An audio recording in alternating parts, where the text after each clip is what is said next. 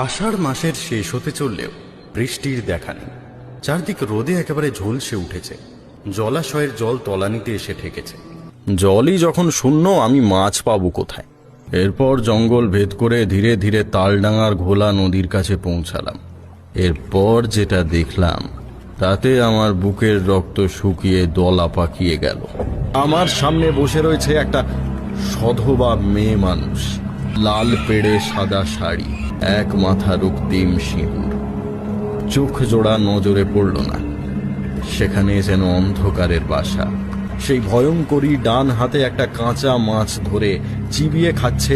কিরে, ভয় পেলি নাকি ভুবন?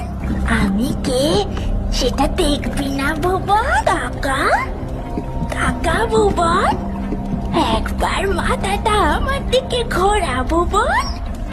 দেখ তো আমাকে চিনতে পারিস কিনা। তোর ডাক কেউ শুনতে পাবে না। কান্না থামা, তোকে মাছ দিয়েছি, আরো দেবো।